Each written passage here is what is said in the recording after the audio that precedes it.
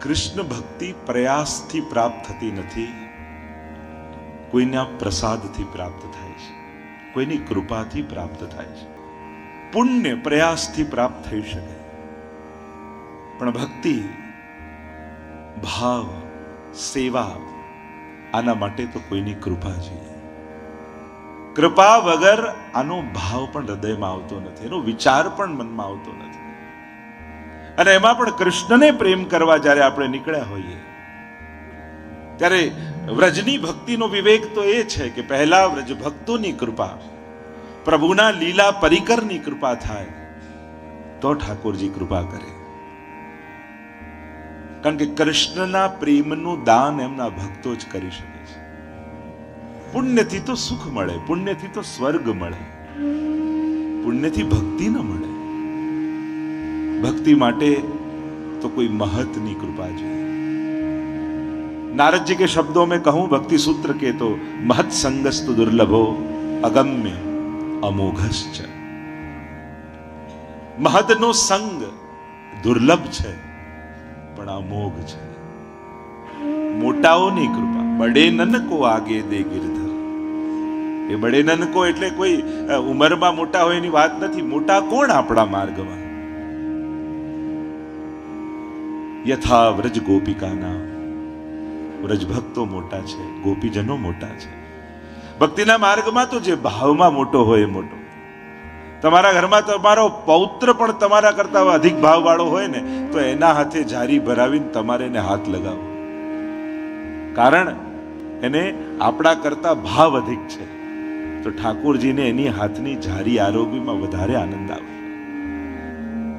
વ્યવહાર જગતમાં જે આયુમાં મોટા હોય એને આગળ કરાય, આ ભક્તિ જગતમાં જે ભાવમાં મોટો હોય એને આગળ કરાય.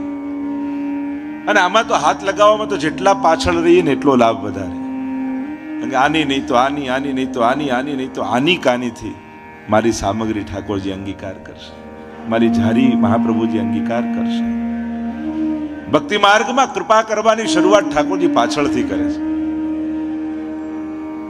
અને એટલે આપણને આગળ જતા આવડે છે, નજીક જતા નથી આવડતું. ધક્કો મારીને કદાચ આગળ પહોંચી જઈએ પણ નિકટ પહોંચ્યા કે નહીં એનું ચિંતન નથી કરતા. ઘણીવાર બીજાને આગળ કરીને પાછળ રહેવામાં પ્રભુની નિકટ પહોંચી જવાય છે. અને ઘણીવાર બીજાને ધક્કો મારીને આગળ જતા રહેવામાં ઠાકોરજીથી કેટલા દૂર થઈ ગયા એની તો કલ્પના આપણને નથી થતી. આ ભક્તિ માર્ગમાં તો લાભ લેવડાવવાની મહત્તા છે. આપણા થકી કેટલા લોકોએ લાભ લીધો, કેટલાને આજો આ ભાગ્યશાળી પરિવાર નિમિત્તે એક પરિવાર થયો, એના થકી કેટલા લોકોએ લાભ લીધો. અહીંયા બેઠા એમણે તો લીધો, પણ યુટ્યુબના માધ્યમથી પણ હજારો લોકો, 20-25 હજાર લોકો તો પહેલા જ દિવસે એ યુટ્યુબમાંથી લાભ લઈ લીધો દુનિયાભરના વૈષ્ણવમાં. તો નિમિત્તે એક જણ બને, પણ એમણે કેટલાને કથાનો પ્રસાદ પાયો. જેણે જેણે સાંભળ્યું ને એના હૃદયમાં આનંદ આવ્યો હશે ને એના હૃદયમાંથી આશીર્વાદ નીકળીને આ પરિવારને લાગી જ ગયા હશે. આશીર્વાદ કોઈ આપે ત્યારે જ લાગે એવું નથી હોતું. કોઈના ચિત્તમાં પ્રસન્નતા પ્રગટે ને તો સહજમાં એના આશીર્વાદ આપણા સુધી પહોંચી જ જતા હોય છે. એને માંગવાની પણ જરૂર નથી હોતી, માથે હાથ મૂકવાની પણ જરૂર નથી હોતી, સામે આવવાની પણ જરૂર નથી હોતી, અરે ઓળખાણ કરવાની પણ જરૂર નથી હોતી. એ દુનિયાના કોઈ ખૂણે બેસીને પણ કોઈ એ કથા સાંભળીને એના હૃદયમાં ઠાકોરજી માટે ભાવ જાગ્યો હશે ને તો એના હૃદયમાંથી નીકળેલા આશીર્વાદ આ પરિવાર સુધી પહોંચી જ જતા હોય છે. કૃષ્ણ ભક્તિની વિધા, એની રીત ઉલટી રીત, અહીંયા તો ઊંધી રીત છે. ચલકે ઉલટી રીત, ગોપીજનો ઊંધી રીતે ચાલ્યા. લોકો ઘર બાર છોડીને વનમાં જાય ને આ તો કૃષ્ણ વિરહિની ગોપીઓને ઘર હી મેં વન કીનો. એમણે તો ઘરને જ વૃંદાવન બનાવીને એમાં રહ્યા. સંસારમાં રહેતા રહેતા કૃષ્ણને પામી લીધા. અને મહાપ્રભુજી એ જ માર્ગ આપણને આપ્યો ને. ભાગીને કોનાથી માણસ જાય? ખરેખર વ્યક્તિઓથી માણસ ભાગતો નથી હોતો, પોતાની જ વૃત્તિઓથી ભાગવાની કોશિશ કરતો હોય છે માણસ. જેને જેને જોઈ, જે જે વસ્તુને જોઈ એના મનમાં વિકાર જાગતો હોય ને એ વાંક વસ્તુ અને વ્યક્તિઓમાં શોધતો હોય છે. ખરેખર વાંક તો ક્યાંક મનની લાલસાઓનો જ હોય છે. પેંડો પડ્યો અને ખાવાની ઈચ્છા થાય તો વાંક પેંડાનો કે જીભનો? આપણે બધા પેંડાનો વાંક કાઢીએ, વાંક તો જીભનો જ છે, એને જ ઈચ્છા છે અને જ્યાં જશે એ પેંડાને ગોતશે જ. આ દુનિયામાં કોઈ વસ્તુ કે વ્યક્તિનો વાંક નથી હોતો, માણસની વૃત્તિઓ જ એને ભગાવતી હોય છે. અને આ ગોપીઓના મનમાં કૃષ્ણએ ઘર કરી લીધું. ચેતસ્તત પ્રવણમ સેવા, મેરો મન ગિરધર છબી પર અટક્યો, મેરો મન ગિરધર સો માન્યો. અનેક અનેક પદ, શીતકાલના તો કેટલા સુંદર પદોમાં ચર્ચા આવે છે. ગોપીઓનું મન ઠાકોરજીમાં છે અને ઠાકોરજીનું મન ગોપીઓમાં છે. પરસ્પરનો નિરોધ છે, પ્રયાસ નથી, પ્રેમ સ્વભાવ બની ગયો છે. જ્યાં સુધી ભક્તિ પ્રયાસ રહે ને, પ્રયત્ન રહે, પુરુષાર્થ રહે, ત્યાં સુધી એ પ્રવૃત્તિ માનશો ભક્તિને તો થાકી જશો. પણ એ વૃત્તિ બની ગઈ ને તો જેટલું કરશો એટલો આનંદ આવશે. હજી કરું, હજી કરું, હજી કરું, એમ થાય બસ પૂરું. એટલે ઠાકોરજી પહોંચી ગયા આટલી જલ્દી? હજી તો માંડ 2 કલાક થયા ને હમણાં જગાડ્યા ને હવે તો પડવાનો સમય થઈ ગયો. હવે ક્યારે સવાર પડશે ને ક્યારે એના મુખનું દર્શન થશે? એવો તાપ હૃદયમાં કરતા કરતા અફસોસ સાથે જ્યારે પહોંચાવો ને ત્યારે માનજો આજે ઠાકોરજી બહુ પ્રેમથી સેવા સ્વીકારી છે. ફરી મિલનનો તાપ આપીને પ્રભુ પછી છૂટા પડ્યા છે. છૂટા પડવાનો જો હાસ હોય ને, હાસ સેવાપતિ, તો માનજો ઠાકોરજીએ તમારાથી કંટાળો ઠાકોરજીને આવવા લાગ્યો છે. એટલે તમને પતાવીને હાસ થાય છે, પણ સેવા પહોંચ્યા પછી એમ થાય કે પૂરું થઈ ગયું, ફરી ક્યારે સવાર પડશે, ક્યારે મુખારવિંદના દર્શન થશે? ત્યારે માનજો હજી પ્રભુને મળવાની ઈચ્છા હતી અને તમે પોડાડી દીધા. પ્રભુનું હજુ મન તમારાથી ભરાયું નહોતું. જેમ આપણને લાલસા હોય છે ને પ્રભુ પાસે બેસવાની, એમ પ્રભુને પણ સેવા લેવાની એ મહેચ્છા, ઈચ્છા, મનોરથ હોય છે. ગઈકાલે જે દર્શનને જે મૂળ વાત કરી રહ્યો હતો, તો કૃષ્ણ ભક્તિ એ કોઈની કૃપા થકી પ્રગટતી હોય છે, ઉગતી હોય છે. એ નાખવામાં નથી આવતી. સ્વિમિંગ પુલ જેવું નથી કે ખોદીને પાણી ભરવું પડે. કુવા જેવું છે, ખોદો ને તો અંદરથી જળ નીકળે. આ ભક્તિનો માર્ગ એવો છે, એવો છે તો પ્રગટતો હોય છે. પ્રેમ તે પ્રગટ હોહી મેં જાના.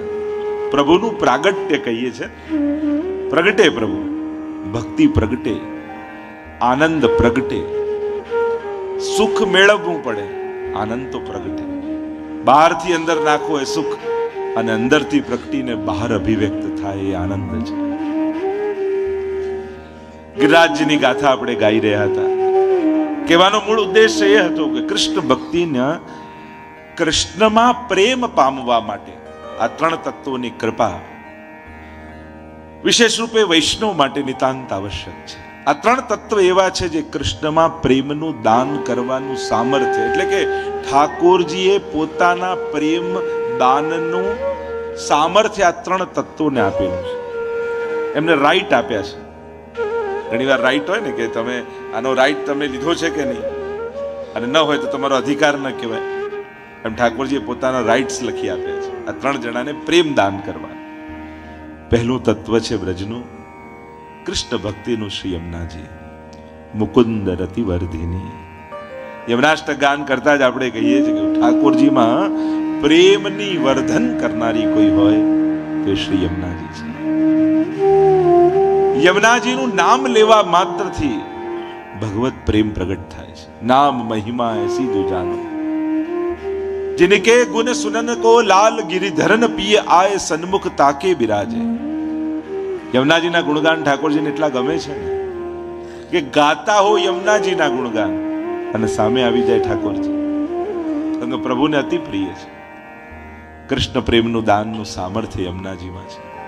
યમુનાષ્ટકનો નિત્ય પાઠ કરો. 41 પદના રોજ 1, 2 પદ, 4 પદના પાઠ કરવા, નહીં તો 41મું પદ, છેલ્લું પદ રોજ ગાવું. બીજું સામર્થ્ય આપ્યું શ્રી ગિરિરાજ બાબાને. શ્રી ગિરિરાજજી ભક્તિનું મૂર્તિમંત સ્વરૂપ છે. પૂર્ણા પુલિંદ ઉરુગાય પદાબ્જ રાગ. ત્યાં પુલિંદજીઓને પૂર્ણ કયા તો સુબોધનીમાં મહાપ્રભુજી કહે કે આ પૂર્ણ શબ્દ કોઈને ન વાપર્યો, કારણ કે કૃષ્ણ ભક્તિમાં પૂર્ણ કોઈ હોય તે સ્વામિનીજી છે. સ્વામિનીજી સિવાય કોઈને કૃષ્ણના પૂર્ણાનંદનો અનુભવ થતો નથી. કારણ કે રાસમાં સંપૂર્ણ આનંદ કોઈ અનુભવ કરતું હોય તો સ્વામીજી, તો આ પુલિંદજીઓ આગળ પૂર્ણ શબ્દ વેણુ ગીતમાં ગોપીઓ વાપરે છે. એમને કેમ આ કઈ રીતે આનંદ અભિવ્યક્ત અનુભૂત થયો? તો કહ્યું કે એમને ગિરિરાજ બાબાનો સંગ છે, એટલા માટે ગિરિરાજજીની કૃપાથી પુલિંદજીઓ પૂર્ણ થયા. અને પુલિંદજીઓ એટલે ભીલ કન્યા, જેના ભાવથી ઉત્થાપન ભોગ ધરો છો, કંદ મૂળ ફળ આદિ, એ ભીલ કન્યાઓને પુલિંદી કહેવાય. જો ઘણા સરખા સરખા નામ હોય, પુલીન, પુલીન અને પુલિંદીજી બંને જુદા. યમુનાજીમાં બેટ હોય ને, આઈલેન્ડ, એને પુલીન કહેવાય. તિહારો પુલીન મોહીબાર. ઘણીવાર ઘણા શબ્દો હોય તો ઘણીવાર લોકો ઘણીવાર તાંદુલ અને તાંબુલમાં ઘણીવાર લોકો ગોટાળા કરતા હોય છે.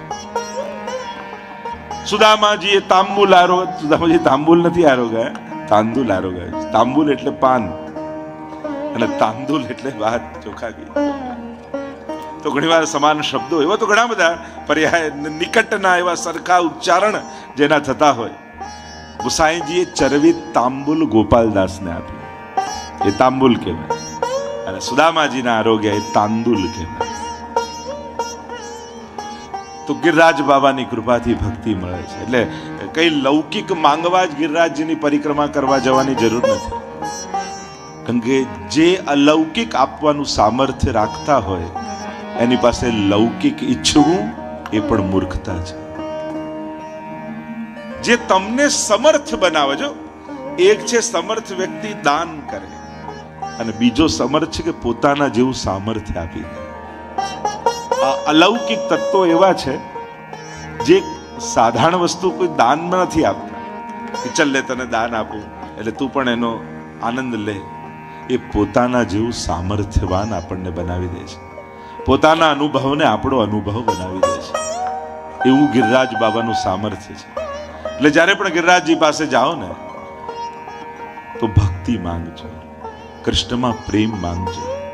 જો ત્યારે સાચા અર્થમાં ગિરિરાજજીના સામર્થ્યનો તમને અનુભવ થશે. આપણે ચમત્કારમાં રાજી થઈ જઈએ છીએ. અરે ગિરિરાજ બાબાની કૃપાથી આમ ધંધો થયો, ગિરિરાજ બાબાની કૃપાથી આ થઈ ગયું, બાળક થઈ ગયો, રોગ મટી ગયો, આ મટી ગયું. આવું સામર્થ્ય ઘણા લોકો પાસે છે, ઘણા દેવી દેવતા પાસે પણ છે. પણ ભગવાન આપવાનું સામર્થ્ય અન્ય કોઈ પાસે નથી. જે બીજું કોઈ ના આપી શકે એ જ તો મેળવીને આવીએ ત્યારે તો સાચો લાભ લીધો કહેવાય. આ તો ઘણા લોકો આપવાનું સામર્થ્ય, લૌકિક તો ઘણા આપી. અરે માણસ પોતાની બુદ્ધિ અને હોશિયારીથી પણ કરી શકે. એ ગિરિરાજજી પાસે મેળવવાનું, જેનું પ્રાપ્તિનું સામર્થ્ય ભગવાને આપણને જ આપીને મોકલ્યા હોય, એ જ વસ્તુ ગિરિરાજજી પાસે માંગવાની. ગિરિરાજજી ભગવાન અને ભક્તિ આપવામાં સમર્થ છે, એ માંગો. અને ત્રીજું સામર્થ્ય શ્રી વલ્લભને આપ્યું છે. સાનિધ્ય માત્ર દત્તા શ્રી કૃષ્ણ પ્રેમા. સર્વોત્તમ સૂત્રમાં નામ છે, સાનિધ્ય માત્રથી શ્રી કૃષ્ણમાં પ્રેમનું દાન કરનારા શ્રી મહાપ્રભુજી છે. તો જે ચર્ચા આપણે કરી રહ્યા છે, ગિરિરાજ બાબાનું પૂજન, ઠાકોરજીએ કોઈનું પૂજન કરવાનું કહ્યું હોય તે ગિરિરાજજીનું છે. અને એટલા માટે ગિરિરાજ બાબા આપણા બધા માટે પૂજનીય છે, કારણ કે એમના પૂજનનો પ્રકાર સ્વયં ઠાકોરજી આપણને બતાવે છે. અને એટલા માટે અને પૂજનમાં પણ વિવેકની પણ જરૂર પડે. જ્યારે સમય જાય અને સંજોગો બદલાય, માણસનું સામર્થ્ય વધે ત્યારે વિવેકની વધારે જરૂર પડે. એટલે હવે વિવેકની પણ જરૂર છે. જ્યારે જ્યારે વ્રજમાં જાઓ તો ગિરિરાજજી સાથે, યમુનાજી સાથે કેવો વ્યવહાર આપણે રાખવો, કેટલું દૂધ ચડાવવું ને કેટલા દંડવત કરવા ને કેટલો ભોગ ધરવો, એનો વિવેક આપણે જ રાખવાનો. અને દૂધ ચડાયેલું દૂધ છે કે નહીં એનો પણ જ્યારે શંકા મનમાં રહેતી હોય તો ખૂબ વિવેકપૂર્વક ભક્તિ એટલે બહુ વ્યવહારમાં એટલા બધા નહીં પડી જવું કે એમની જોડે આત્મસાત ન સાધી શકીએ, એમની કૃપાનો અનુભવ, એમના સ્વરૂપનો આનંદ ન લઈ શકીએ, એવા બહુ વિધિ વિધાનમાં નહીં પડી જવું. અને હવે તો મને પોતાને પર્સનલી એમ લાગે કે તમે વર્ષમાં 10 વાર વ્રત જતા હો ને, પણ દૂધ એક જ વાર ચડાવો. નક્કી કરીને જાઓ કે ભલે 10 વાર હું વ્રજમાં જઈશ, ગિરિરાજ બાબાને દંડવત કરીશ, ત્યાં બેસીને પાઠ કરીશ, કીર્તન કરીશ, ગુણગાન કરીશ, ગિરિરાજ બાબા જેનાથી રાજી થાય એ બધું જ કરીશ. પૂજન આપણા માટે છે. આપણે એનું કારણ કે અમારો દેવ ગોવર્ધન નાનો, વ્રજના દેવતા ગિરિરાજજી છે. એટલે ભલે વ્રજમાં દર મહિને જતા હો યા વર્ષમાં 10 વાર જતા હો, પણ યમુનાજી અને ગિરિરાજજીનું પૂજન હું વર્ષમાં 1 વાર કરીશ. બાકી એમની નિકટ બેસી પ્રભુના ગુણગાન કરીશ, કારણ કે એમનાથી એમને ખૂબ પ્રસન્નતા થાય છે. કારણ કે હવે જવું આવું એટલું સુગમ થઈ ગયું છે, કેટલા લોકો જવા લાગ્યા છે, અને બધા જો અઠાગ્રહ અને અત્યાગ્રહ રાખશે ને તો ક્યાંક એમને શ્રમ આપણે આપી દઈશું, ક્યાંક એમના સ્વરૂપને બગાડવાનું અપરાધના સહભાગી આપણે ન થઈ જઈએ. એની પણ સાવધાની રાખવાની હવે આપણે બધાએ જરૂર છે. દરેકે વિવેક રાખવાની જરૂર છે. અને ભક્તિમાં વિવેક બહુ મહત્વનો શબ્દ હોય છે. પૂજનમાં વિવેકની જરૂર નથી હોતી. કેવલ મર્યાદા માર્ગી પૂજન કરો ને, એમાં તો જે કહ્યું એ પ્રમાણે પૂજા કરી જ નાખવાની. પણ જ્યાં સેવાનો ભાવ હોય ને ત્યાં વિવેકની બહુ જરૂર પડે. એટલા માટે આપણે બધાએ હવે વિવેક કેળવવાની પણ જરૂર છે. અહીંયા ઠાકોરજીએ ગોવર્ધન પૂજા કરાવી છે. ઇન્દ્રને સમાચાર મળ્યા કે આ ઇન્દ્રયાગ બંધ કર્યો ને કોઈ નવો ગોવર્ધન યાગ શરૂ કર્યો છે. ઉપાયમાન થયો ઇન્દ્ર. સંવર્તક નામના મેઘો જે પ્રલય કાળમાં વર્ષા કરે એમને આજ્ઞા કરી કે જાઓ સમગ્ર બ્રજને ડુબાડી દો. કાળા કાળા વાદળો ઘેરાવા લાગ્યા. મોટી મોટી શિલાઓ પડતી હોય એવી વર્ષાની બૂંદો પડવા લાગી. ગભરાયા બ્રજવાસીઓ. દોડતા ભાગતા ઠાકોરજીના શરણે આવ્યા. પ્રભુ રક્ષા કરો. હા, મેં ગોકુલની રક્ષા કરવાની પ્રતિજ્ઞા લીધી છે. આવો મારી સાથે. જેનો યજ્ઞ કર્યો છે ગિરિરાજ બાબા આપણી રક્ષા કરશે. ગિરિરાજની કંદરામાં પ્રવેશ કરી વામ ભુજાની કનિષ્ઠા ઉપર બોલો ગોવર્ધન નાથ કી જય, બોલો ગોકુલ નાથ કી જય. આપણે ત્યાં ગોકુલનાથજીનું સ્વરૂપ એ ગિરિરાજ ધારણનું સ્વરૂપ મનાય છે.